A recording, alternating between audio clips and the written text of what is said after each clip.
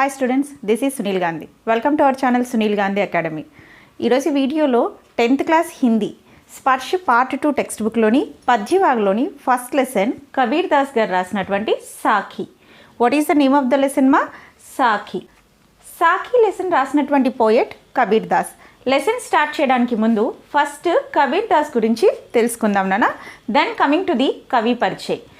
कवि कबीर दास 1398 से 1518 तक जीवन काल है. 1398 1398 అండ్ 1518 1518 వరకు कबीर दास गारी लाइफ पीरियड नाना. कबीर का जन्म 1398 में काशी में हुआ माना जाता है. गुरु रामानंद के शिष्य कबीर ने 120 वर्ष की आयु पाई. जीवन के अंतिम कुछ वर्ष मगहर में बिताए और वही चिर निद्रा में लीन हो गए. కబీర్ దాస్ గారు 1398లో కాశీలోని లహర్ తారా అనేటటువంటి ప్లేస్లో జన్మించారు నాన్న. కబీర్ దాస్ యొక్క గురువు రామానంద్. కబీర్ దాస్కే గురువు కౌన్ హై? రామానంద్. కబీర్ దాస్ గారు అప్రాక్సిమేట్లీ ఇక్కడ 120 ఇయర్స్ వరకు జీవించున్నారు నాన్న. అంటే ఏంటి, ఓల్డెన్ జనరేషన్లో రికార్డ్స్ అన్నవి అంత పర్ఫెక్ట్గా ఉండేటివి కాదు. కాబట్టి వాళ్ళు రాసినటువంటి ఈ రచనల ఆధారంగా వాళ్ళ లైఫ్ పీరియడ్ అన్నది చెప్పబడుతూ ఉంటుంది. ఈయన లాస్ట్ తన లైఫ్లో చివరి రోజులు అంటారు కదా, అలా కొన్ని ఇయర్స్ మగహర్ అనేటటువంటి ప్లేస్లో స్పెండ్ చేసి అక్కడే చిరనిద్రామే. చిరనిద్రాక అర్థ హోతా హై మృత్యు, మరణించడం అన్నది జరిగింది 1518లో. జన్మ 1398 और मृत्यु 1518 में. कबीर दास के माता पिता नीरू और नीमा, पत्नी लोई, पुत्र कमाल, पुत्री कमाली. कबीर दास जी की प्रमुख रचना है बीजक. కబీర్ దాస్ గారు రాసినటువంటి ప్రముఖమైన రచన ఏంటి నాన్న ఇక్కడ? బీజక్. కబీర్ దాస్ యొక్క శిష్యుడైనటువంటి ధర్మదాసు ఈ బీజక్ అనేటటువంటి గ్రంథాన్ని రాయడం అన్నది జరిగింది నాన్న. ఈ బీజక్ అనేటటువంటి రచన ఏదైతే ఉందో 3 పార్ట్స్లో ఉంటుందన్నమాట. సాకి, సబర్ అండ్ రమాయిని. साकी, सबर, रामायणी. कबीर का आविर्भाव ऐसा समय में हुआ था जब राजनैतिक, धार्मिक और सामाजिक क्रांतियाँ अपने चरम सीमा पर थी. चरम का अर्थ क्या है? पीक. అంటే ఏంటి, సమాజంలో కబీర్ దాస్ గారి రచనలు చేసినటువంటి సమయంలో సమాజం యొక్క పరిస్థితి ఏ విధంగా ఉందంట? ఇటు రాజనైతిక్, పొలిటికల్గా కావచ్చు, లేదంటే ధార్మిక్, రిలీజియస్గా కానీ, సామాజిక క్రాంతియ, సోషల్ రెవల్యూషన్స్ అన్నీ కూడా ఇక్కడ పీక్స్లో ఉన్నాయి. అలాంటి సమయంలో కబీర్ దాస్ గారు రచనలు చేయడం అన్నది స్టార్ట్ చేస్తున్నారు. కబీర్ క్రాంతిదర్శి కవితే. క్రాంతిదర్శి కవి కా అర్థ హోతా హై రెవల్యూషనరీ విజన్ ఉన్నటువంటి పోయట్. సమాజంలో ఉన్నటువంటి నెగిటివిటీ కావచ్చు, బ్యాడ్ ఈవిల్స్ ఏవైనా సరే తన రచనల ద్వారా కబీర్ దాస్ గారు అపోజ్ చేస్తూ ఉంటారు. కాబట్టి ఇక్కడ క్రాంతిదర్శి కవి అని చెప్పి అంటూ ఉన్నారు. उनकी कविता में गहरी सामाजिक चेतना प्रकट होती है. उनकी कविता साहसी मर्म को छू लेती है. एक और धर्म के बाह्याडंबरों पर उन्होंने गहरी और तीखी चोट की है, तो दूसरी ओर आत्मा परमात्मा के विरह मिलन के भावपूर्ण गीत गाये है. కబీర్ దాస్ గారి రచనలు సోషల్ అవేర్నెస్ని క్రియేట్ చేసేటటువంటి విధంగా ఉన్నాయి. అలానే ఈయన ధర్మకే బాహ్యాడంబరం పర్ గహరీ ఔర్ తీకీ చోటుకి హై. కబీర్ దాస్ గారు తన రచనల్లో ఈ రిలీజియస్ ఈవిల్స్ ఏవైతే ఉన్నాయో వాటిని ఖండించడం అన్నది జరిగింది. అంటే ఫర్ ఎగ్జాంపుల్ తీర్థయాత్రలు చేయడం, కర్మకాండలు చేయడం, లేదంటే ఆ రిలీజియస్ పరమైనటువంటి మూఢనమ్మకాలు, అంధవిశ్వాసాలు ఏవైతే ఉన్నాయో వాటిని స్ట్రాంగ్గా అపోజ్ చేసినటువంటి వ్యక్తి కబీర్ దాస్ గారు. నెక్స్ట్, दूसरी ओर आत्मा परमात्मा के विरह मिलन के भावपूर्ण गीत गाये है. ఇక్కడ ఆత్మ, ఆత్మ का अर्थ क्या है? అవర్ సోల్, మన ఆత్మ. పరమాత్మ మీన్స్ జ్ఞాన్, నాలెడ్జ్. అంటే ఏంటి, మన సోల్ ఎప్పుడైనా సరే, మన ఆత్మ ఎప్పుడైనా సరే ఆ నాలెడ్జ్ని పొందగలిగినప్పుడే ఫుల్ఫిల్ అవుతుంది అని చెప్పి రచనలు చేసినటువంటి పోయట్ ఎవరు ఇక్కడ? కబీర్ దాస్ గారు.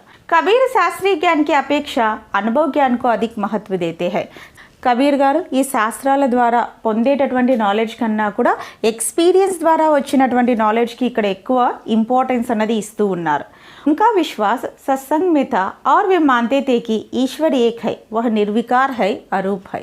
కబీర్ దాస్ ఏమంటున్నారంటే నాన్న, మన లైఫ్లో ఎప్పుడైనా సరే మనం మంచి పీపుల్తోనే ఇక్కడ ట్రావెల్ అన్నది చెయ్యాలి. అలానే ఈశ్వర్ ఏక్ హై, ఈశ్వర్ భగవాన్ ఏక్ హై, వహ్ నిర్వికార్ అరూప్ హై.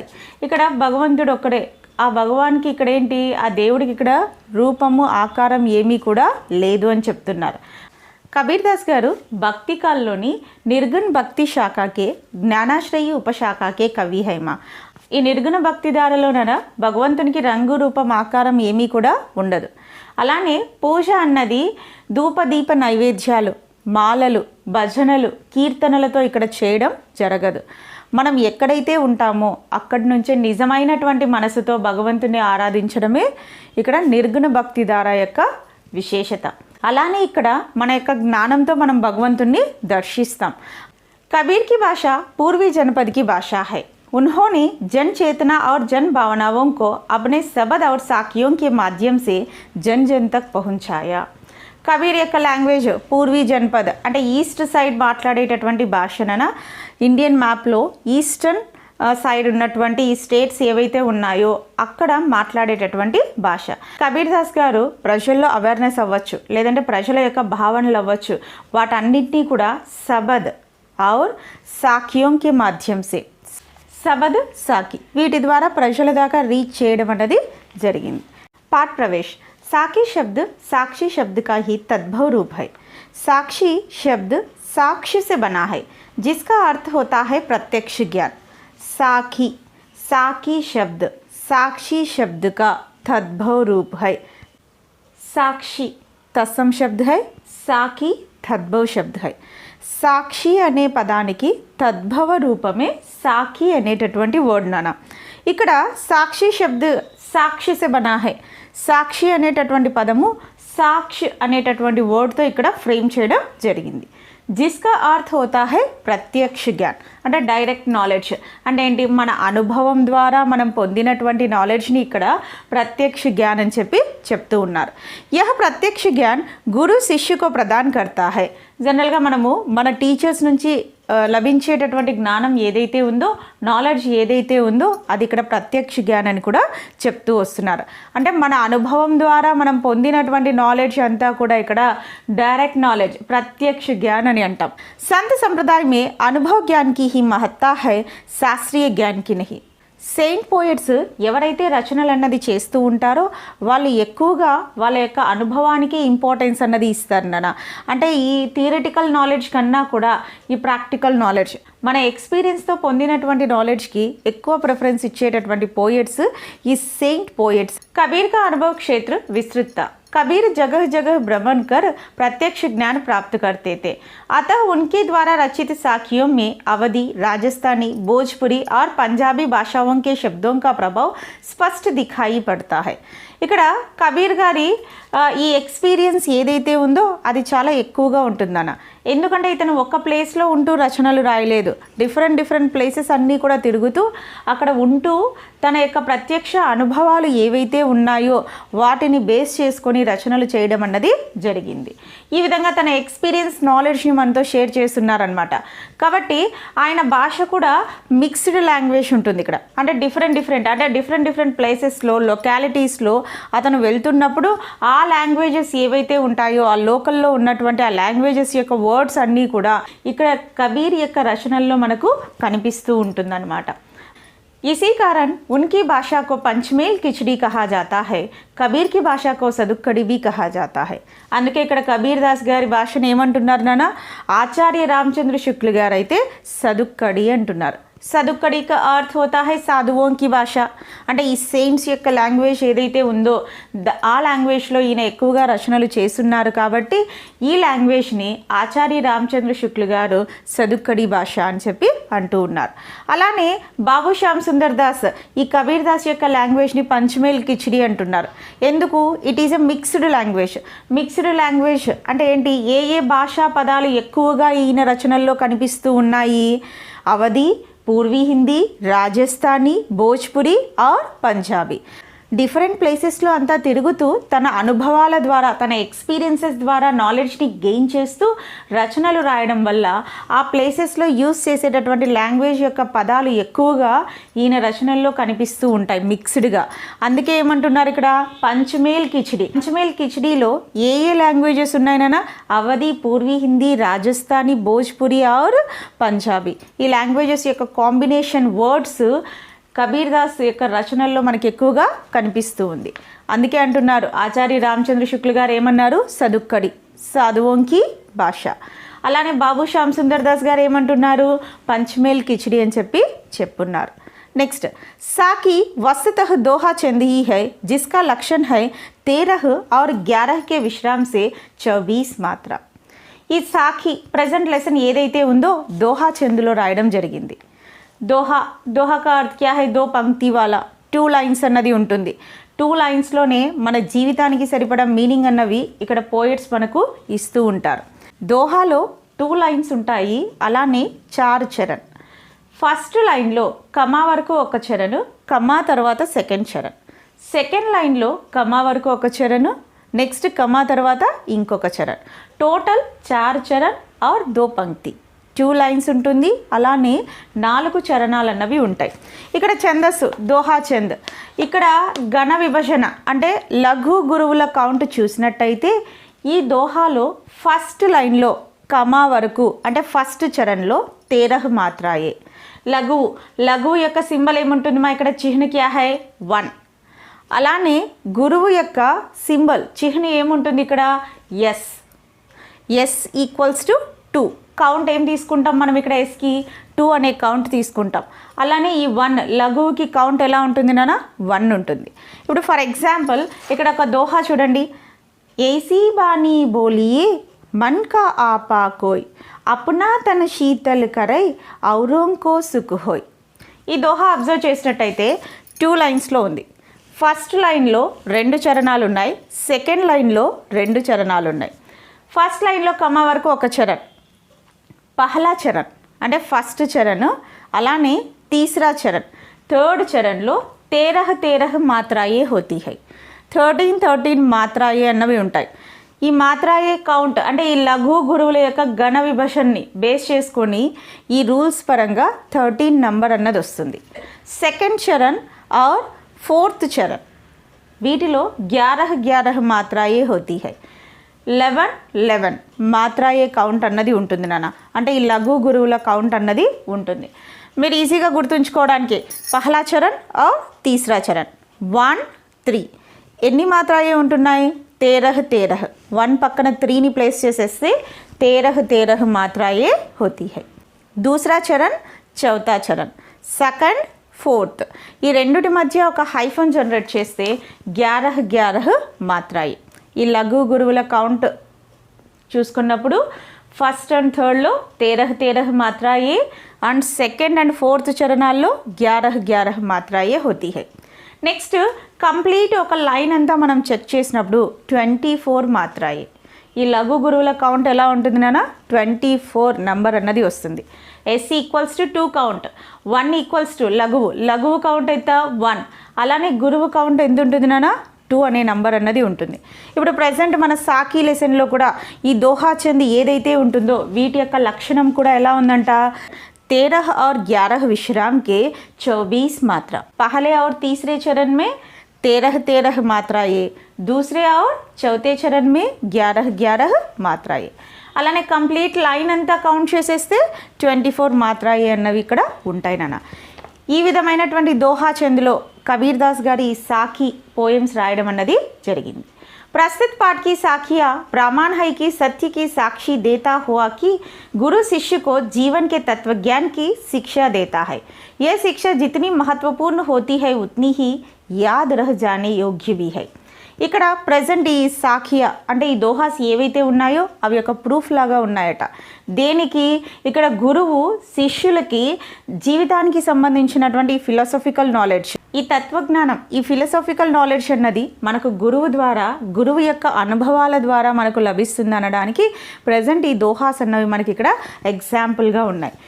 ఏ శిక్ష जितनी महत्वपूर्ण होती है उतनी याद रह जाने योग्य भी అంటే ఈ నాలెడ్జ్ ఏదైతే మనం మన గురువు ద్వారా ఈ తత్వజ్ఞాన్ ఈ ఫిలసాఫికల్ నాలెడ్జ్ అన్నది పొంది ఉంటామో అది మన లైఫ్లో చాలా ఇంపార్టెంట్, అలానే ఎల్లప్పటికీ గుర్తుండేటటువంటి విధంగా ఉంటుందని చెప్పి కూడా చెప్తూ ఉన్నారు. Coming to the first Doha, ऐसी बानी बोलिए मन का आपा कोई अपना तन शीतल करे औरों को सुख होय.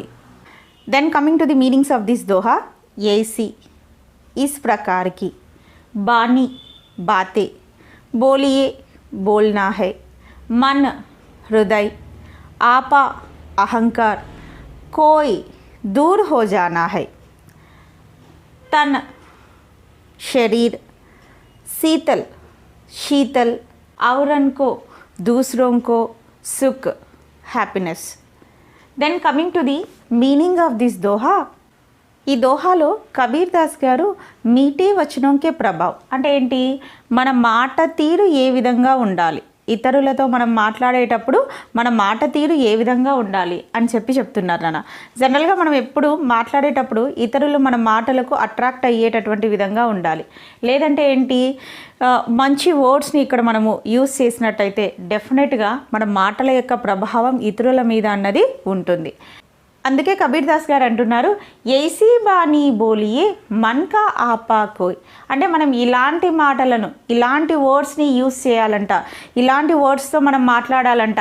మన్ కా ఆపా కోయ్ అంటే ఎదుటి వ్యక్తి లేదంటే వినేటటువంటి వ్యక్తి, సునినే వాళ్ళకి మన్ కా అహంకార్ దూర్ హో జానా హై అంటే వినేటటువంటి వ్యక్తి యొక్క మనసు యొక్క ఈ అహంకారం, ఈ ఈగో, ఈ ప్రౌడ్ ఏదైతే ఉందో అది దూరం అవ్వాలి. అప్నా తన శీతల్ కరై ఆ విధమైనటువంటి మాటలు ఉపయోగించడం ద్వారా లేదంటే మన ద్వారా మాట్లాడబడడం వల్ల మనము శాంతంగా ఉంటాము. అలానే ఔరన్కో సుఖ్ హోయ్ వినేటటువంటి వ్యక్తి కూడా ఇక్కడ హ్యాపీగా ఫీల్ అవ్వడం అన్నది జరుగుతుంది. మనం ఏదైనా సరే ఇతరులకు కన్వే చేసేటప్పుడు వాళ్ళ యొక్క ఈగోస్ హర్ట్ అయ్యేటటువంటి విధంగా మనం ఇక్కడ మాట్లాడకూడదు నాన్న. అంటే ఏంటి, ఎప్పుడు మన మాటల ద్వారా ఏంటి వాళ్ళ ఈగో అన్నది దూరం అవ్వాలి, వాళ్ళ మనసులో ఉన్నటువంటి అహంకారం అన్నది దూరం అవ్వాలి. అలా అయితే మనము హ్యాపీగా ఉంటాము, అలానే వినేటటువంటి వ్యక్తి కూడా ఇక్కడ హ్యాపీగా ఉంటారని చెప్పేసి ఈ దోహా యొక్క భావం. Then coming to the second doha, कस्तूरी कुंडली बसई मृग ढूंढई बन माही ऐसे गटी गटी राम है दुनिया देखे नाही.